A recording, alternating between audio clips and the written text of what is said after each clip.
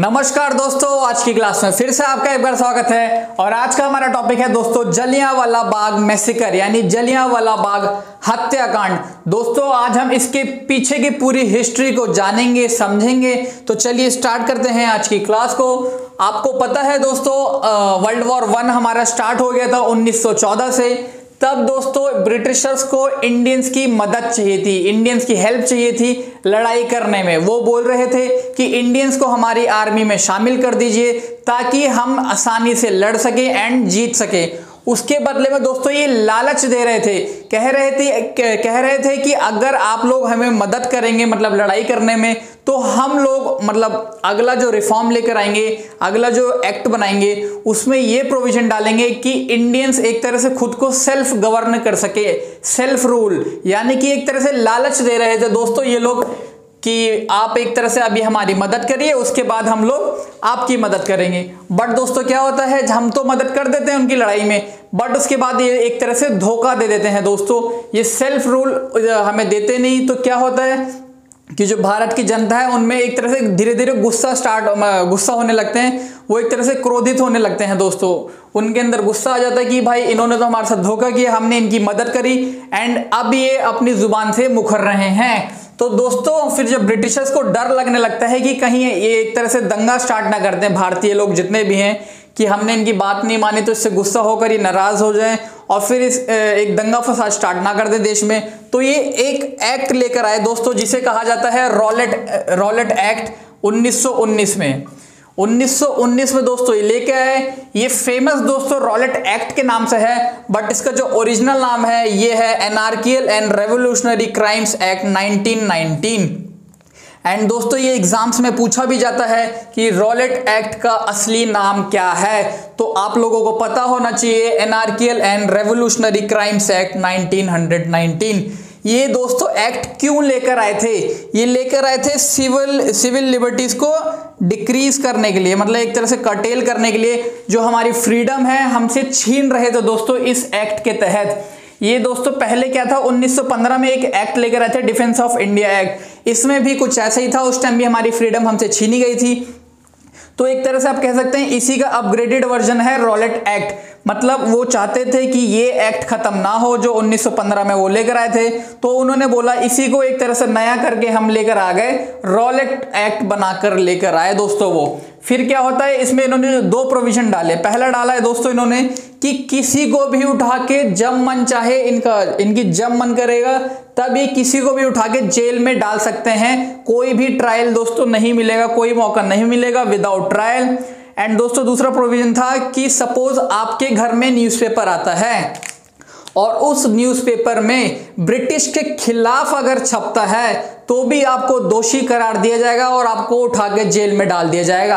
आपको पता ही है कि ब्रिटिशर्स के खिलाफ न्यूज़पेपर में मतलब रोज ही कुछ ना कुछ छापा जाता था कि ब्रिटिशर्स बहुत गलत कर रहे हैं इंडियंस के साथ। तो दोस्तों ये एक प्रोविजन ही लेकर आ गए कि जो भी व्यक्ति वो न्यूज़पेपर पढ़ेगा, एक तरह से घर में है तो इसका मतलब पढ़ ही रहा है, तो जिस व्यक्ति के घर में वैसा न्यूज़पेपर पाया जाएगा उसको भी दोस्तों अरेस्ट कर दिया जाएगा इस एक्ट के तहत। इन्होंने बोला कि एक तो ब्रिटिशर्स को जिस पे भी डाउट होगा कि ये व्यक्ति दंगा फसाद करने वाला है, ये व्यक्ति एक तरह से गवर्नमेंट के खिलाफ कुछ करेगा या हमारे देश को हानि पहुंचाएगा, तो उसको उठा के दोस्तों ये जेल में डाल देंगे।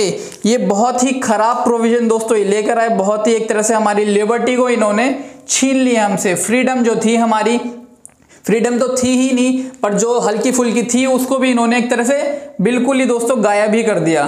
तो ये जो दो प्रोविजन लेकर आए दोस्तों, इसमें एक तरह से हमारे देश के जो बड़े बड़े नेता लोग थे सबको बहुत बुरा लगा। नेहरू जी, गांधी जी जितने भी थे सबको बहुत बुरा लगा। इसका दोस्तों अगर हम एक शॉर्ट फॉर्म में समझें तो इसका मतलब है नो दलील, नो वकील, नो अपील। क्या मतलब हुआ, इस एक्ट में दोस्तों इन्होंने इतनी लिबर्टी छीन ली कि बिना किसी वजह बताए, आपको कोई वजह भी नहीं बताएंगे, उठा के सीधा जेल में पटक देंगे। तो दोस्तों इसमें क्या बोला इन्होंने, नो दलील, मतलब जब आपको ये अरेस्ट करेंगे आपको सुनेंगे ही नहीं, ये आपको बताएंगे नहीं क्यों अरेस्ट कर रहे हैं, कहां ले जा रहे हैं, कुछ नहीं। नो दलील, आप अपने एक तरह से पक्ष भी नहीं रख सकते इनके सामने कि भाई किस बेसिस पे मेरे को अरेस्ट कर रहे हो ये तो बता दो। तो नो दलील दोस्तों, दलील तो छोड़िए, वकील भी नहीं, मतलब आप खुद भी नहीं बोल सकते कुछ, और आप किसी वकील को भी हायर नहीं कर सकते कि ऑन बिहाफ मतलब आपके बिहाफ पे कि कोई वकील आपके खिलाफ एक तरह से केस लड़े। नो दलील, नो वकील, नो अपील। अपील का मतलब दोस्तों क्या है कि जो ऑफिसर साहब को अरेस्ट कर रहे हैं, आप एक तरह से उनके खिलाफ हायर कोर्ट में अपील भी नहीं कर सकते। नो दलील, नो वकील, नो अपील। तो आप इस चीज से याद रख सकते हैं रॉलेट एक्ट को। तो दोस्तों महात्मा गांधी ने इसको डिक्लेयर किया काला कानून। काला कानून दोस्तों इसीलिए क्योंकि इन्होंने हमारी सारी की सारी लिबर्टीज छीन ली, पूरी की पूरी फ्रीडम छीन ली। एंड दोस्तों फिर गांधी जी ने डिक्लेयर कर दिया कि नेशन वाइड प्रोटेस्ट करेंगे हम लोग, मतलब एक तरह से ऑल ओवर इंडिया के लेवल पे हड़ताल करेंगे। एंड दोस्तों ये पहला एक तरह से मास स्ट्राइक आप कह सकते हैं कि इतने बड़े लेवल पे सबसे पहला हमारा एक तरह से ये हड़ताल था, मास स्ट्राइक ऑल इंडिया लेवल पे। दोस्तों इससे पहले क्या होता था कि किसी स्टेट में जा जाके छोटी मोटी हड़ताल करते रहते थे, बट जो ये था ये पहला ऐसा सत्याग्रह था जिसमें दोस्तों पूरे नेशन को कवर किया गया, नेशन वाइड स्ट्राइक करी, नेशन वाइड प्रोटेस्ट किया। अब दोस्तों जो प्रोटेस्ट होता है मतलब चल रहा था, तो इस बीच क्या होता है, ये दो व्यक्ति बहुत फेमस थे, सैफुद्दीन किचलू एंड डॉक्टर सत्यपाल। तो क्या होता है ब्रिटिशर्स को डर लगने लगता है, आपको पता है ये डरपोक तो थे ही, पहले भी डरे बाद में भी डर रहे हैं, जिंदगी भर डरते ही रहे, फिर एक तरह से भाग ही गए। लास्ट में 1947 में इनको भगा ही दिया दोस्तों फिर हम लोगों ने। सैफुद्दीन किचलू एंड डॉक्टर सत्यपाल से ये डरने लग गए क्योंकि ये इतने अच्छे लीडर एक तरह से बन गए थे कि एक तरह से यही लीड कर रहे थे प्रोटेस्ट को कि एक स्टेट के अंदर। तो दोस्तों ये जो ब्रिटिशर्स हैं ये धोखे से बुलाते हैं इनको, बोलते हैं कि अच्छा ठीक है हम आपकी बात मानेंगे, आप आइए हमारे साथ मीटिंग तो करिए। तो ये क्या करते हैं, इन दोनों व्यक्तियों को मीटिंग के लिए बुलाते हैं, अरेस्ट करने के लिए नहीं, बोलते हैं कि हम आपको मीटिंग करने के लिए बुला रहे हैं, आइए बैठ के समझौता करते हैं, फिर एक तरह से कंक्लूजन निकालते हैं, थोड़ी बात आप हमारी मानिए, थोड़ी हम आपकी मानेंगे। तो एक तरह से मीटिंग के लिए बुला रहे थे, बट दोस्तों इन्होंने जैसे ही मीटिंग के लिए उनको बुलाया, इन दोनों व्यक्तियों को धोखे से अरेस्ट कर लिया दोस्तों, सैफुद्दीन किचलू एंड डॉक्टर सत्यपाल। उठा के दोस्तों ऐसे कोने में ले गए, बताया भी नहीं, मतलब एक तरह से उस टाइम पे इनको अरेस्ट कर लिया और फिर दोस्तों जेल में डाल दिया। एंड उसके बाद दोस्तों क्या हुआ, पंजाब में एक तरह से प्रोटेस्ट बहुत बड़ा रूप ले रहा था उस टाइम पे, क्योंकि इन दोनों को जब अरेस्ट किया तो पंजाब की जनता एंड भारत की जनता एक तरह से और भी ज़्यादा क्रोधित हो गई, उनको और भी ज़्यादा गुस्सा आ गया। फिर दोस्तों क्या होता है, जब पंजाब के लोगों को बहुत ज़्यादा गुस्सा आ जाता है तो वो डिसाइड करते हैं कि 13 अप्रैल 1919 को यानी 13 अप्रैल 1919 को ये लोग एक प्रोटेस्ट करेंगे, एक तरह से पब्लिक गैदरिंग रखेंगे एंड डिसाइड करेंगे कि क्या करना चाहिए इन दोनों व्यक्ति को छुड़ाने के लिए। एंड जो ये रॉलेट एक्ट आया है इसको भी एक तरह से नल एंड वॉइड डिक्लेयर करवाना है, तो क्या क्या एक तरह से स्टेप्स लेने हैं हमें, और उसी के चक्कर में इन्होंने एक पब्लिक मीटिंग बुलाई थी दोस्तों। इन्होंने डिसाइड किया कि 13 तारीख को हम लोग प्रोटेस्ट करेंगे। एंड 13 तारीख को दोस्तों बैसाखी भी होता है। बैसाखी एक बहुत ही बड़ा फेस्टिवल है पंजाब स्टेट का। तो दोस्तों क्या होता है कि प्रोटेस्ट के लिए भी जलियांवाला बाग एक जगह है, एक गार्डन है पंजाब के अंदर, तो वहीं पर दोस्तों इन्होंने प्रोटेस्ट करने का सोचा। प्लस बैसाखी थी उस दिन, तो बैसाखी की वजह से भी बहुत सारे लोग आए थे वहाँ पे फेस्टिवल में पार्टिसिपेट करने। एक तरह से आप कह सकते हैं अपना त्योहार मनाने के लिए वो लोग जलियांवाला बाग गए थे। बहुत सारे लोग दोस्तों वहाँ पर एक तरह से इकट्ठे हो गए। अब दो लोग हैं दोस्तों यहाँ पे, आप दोनों के नाम बिल्कुल ध्यान से याद रखिएगा क्योंकि ये दोनों एग्जाम में पूछे जा सकते हैं एंड दोनों में एक तरह सिमिलैरिटी इतनी है कि कंफ्यूजन भी हो सकती है आपको। सबसे पहले दोस्तों लेफ्टिनेंट गवर्नर थे जो पंजाब के उस टाइम पे, that is Michael O'Dwyer, आप स्पेलिंग बोर्ड पे देख लीजिए, माइकल ओ ड्वायर। एंड दूसरा है रेगिनाल्ड डायर, ये थे ब्रिगेडियर जनरल, मतलब ये जो थे पहले वाले ही लेफ्टिनेंट गवर्नर थे एंड दूसरे वाले दोस्तों वो हैं जिनके हाथ में मिलिट्री की कमांड थी उस टाइम पे पंजाब स्टेट की। तो क्या होता है दोस्तों, ये लोग इतना डर जाते हैं इस प्रोटेस्ट से, ये सोचते हैं कि अब ये अगर एक तरह से प्रोटेस्ट ने अगर सही तरह से अगर सक्सेसफुल रहा तो विद्रोह कर देंगे एंड फिर सरकार को मार भगाएंगे। तो ये इतना डर गए दोस्तों कि ये जो डायर हैं, रेगिनल डायर, ये अपनी पूरी आर्मी लेके पहुंच गए जलियांवाला बाग जहां पे ये प्रोटेस्ट होना था दोस्तों 13 तारीख को। ये अपनी पूरी फौज लेके पहुंच गए दोस्तों, जितनी इनके पास आर्मी थी। एंड एक ही एग्जिट पॉइंट था उस गार्डन में, उस गार्डन को इन्होंने घेर लिया दोस्तों पूरा अच्छे से।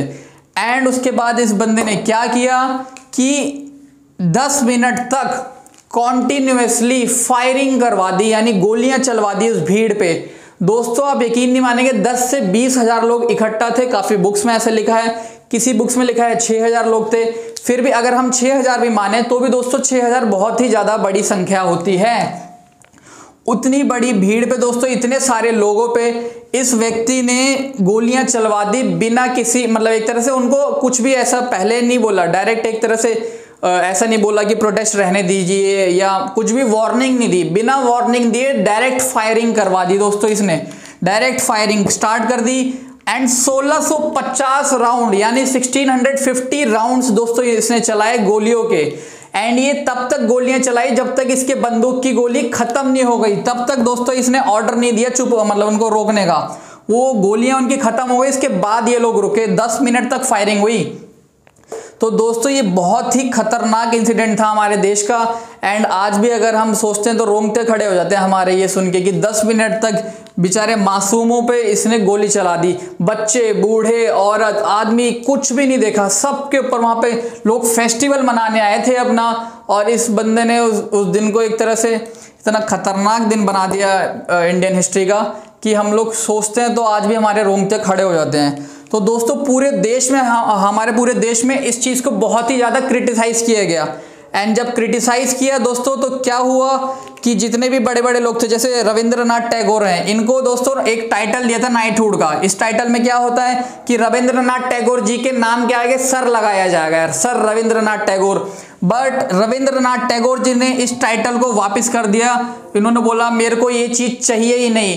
प्रोटेस्ट के तौर पे दोस्तों इन्होंने वापस किया, ऐसा एक तरह से एक्ट ऑफ प्रोटेस्ट आप इसे कह सकते हैं कि इन्होंने इतने लोगों को मरवा दिया, इसलिए मैं अब आपको ये टाइटल नहीं लेता। ऐसे ही गांधी जी को एक मेडल दिया था, केसर हिंद, इन्होंने, गांधी जी ने वो मेडल भी दोस्तों लौटा दिया था। प्लस मोहम्मद अली जिन्ना एंड हमारे मदन मोहन मालवीय जी, ये लोग लेजिस्लेटिव काउंसिल्स के मेंबर्स थे, तो वहां से इन्होंने अपना इस्तीफा दे दिया। बोल दिया जब इतना खतरनाक चीज आपने हमारे देश में कर दी, हम क्या करेंगे आपके इसका मेंबर बनके। वहां से इन्होंने रिजाइन कर दिया दोस्तों। उसके बाद क्या होता है कि ये लोग ब्रिटिशर्स छुपा रहे थे इस चीज को।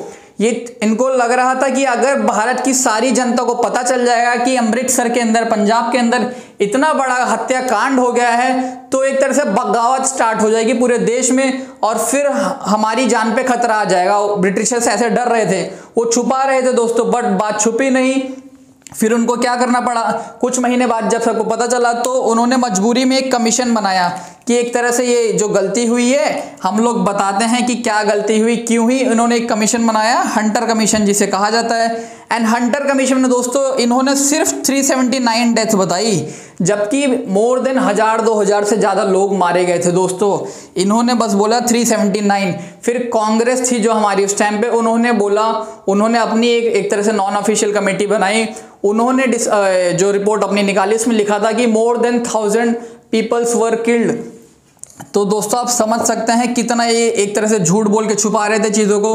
बट ये एक क्या बोलते हैं, 1000 क्या, मेरे को तो लगता है दोस्तों और भी ज़्यादा लोग मारे गए। अब पता ही नहीं लगा सकते, इतनी भीड़ में इन्होंने अंधाधुंध फायरिंग स्टार्ट कर दी थी। प्लस दोस्तों लोग डर के मारा कुएं में कूद गए थे। एग्जिट पॉइंट कोई था नहीं, वहां पर एक कुआं था। अभी किसी बुक में दोस्तों ये भी लिखा है कि 120 व्यक्ति तो सिर्फ कुएं के अंदर से निकाले गए, वो बेचारे डर के मारा कुएं में कूद गए। तो आप सोच सकते हैं कितना खतरनाक सीन होगा उस टाइम का ये। और उसके बाद दोस्तों क्या होता है, एक व्यक्ति होते हैं उधम सिंह जिनका नाम है दोस्तों, जो रेजिनाल्ड डायर हैं, ऑर्डर इन्होंने दिया था क्योंकि मिलिट्री के जर्नल ये थे, जो फायरिंग का ऑर्डर था ये रेजिनाल्ड डायर ने दिया था। आप कंफ्यूज मत होना कि ओ डायर ने दिया था, जो फायरिंग का ऑर्डर है वो रेजिनाल्ड डायर ने दिया था। एंड दोस्तों ये रेजिनाल्ड डायर जो होते हैं ये खुद ही, मतलब इनकी लेटर कुछ साल बाद एक तरह से नेचुरल डेथ इनकी हो जाती है। इनको कोई व्यक्ति मारता नहीं है, ये नेचुरली मरते हैं। तो आप कंफ्यूज मत होना कि उधम सिंह ने डायर को मारा है, रेजिनाल्ड डायर को नहीं मारा। उधम सिंह ने दोस्तों 1940 में जाकर, यानी कि 21 साल बाद 1919 में एक कांड हुआ, उसके 21 साल बाद 1940 में उधम सिंह ने घर में घुस के मारा दोस्तों। घर में घुसने का मतलब ब्रिटिश जाकर, यानी कि लंदन, इंग्लैंड ये सब जाके यूनाइटेड किंगडम में उन्होंने एंट्री करी। एंड दोस्तों फिर वहां पे उनके घर में घुस के उनको मारा, एक तरह से आप कह सकते हैं। किसको मारा दोस्तों उन्होंने मारा माइकल ओ'डवायर, इनको मारा, क्योंकि एक तरह से इन्होंने भी सपोर्ट किया था, इसने भी अपने जो मिलिट्री का जो कमांडर था इसको सपोर्ट किया था बाद में। एंड इससे भी बड़ी बात दोस्तों, जो ब्रिटिश का पार्लियामेंट था वो इस बंदे को प्रेज कर रहा था, मतलब इस बंदे की तारीफ कर रहा था कि वाह रेगिनाल्ड डायर क्या काम किया है। ब्रिटिश को शर्म भी नहीं आ रही थी दोस्तों, और वो इनकी तारीफ पे तारीफ करने पे लगे हुए थे। उसके बाद इनको एक तरह से प्राइज मनी भी दिया गया था, पता नहीं कितने पाउंड्स का, काफी इनको पैसे भी दिए गए थे कि तुमने बहुत अच्छा काम करके। उनको शर्म भी नहीं आ रही थी ब्रिटिशर्स को। वो तो बाद में जब पूरा वर्ल्ड एक तरह से क्रिटिसाइज करने लग गया तब उन्होंने जाके हंटर कमीशन वगैरह बनाया दोस्तों, वरना तो ये लोग ये भी कुछ भी नहीं करते। और यही थी दोस्तों जलियांवाले बाग की पूरी कहानी। उम्मीद करता हूं आपको ये बहुत ही अच्छे से, बहुत ही सिंपल वे से चीजें समझ आई होंगी। एंड दोस्तों अगर समझ आई हो तो प्लीज इसको ज्यादा से ज्यादा शेयर करिए। बहुत बहुत धन्यवाद।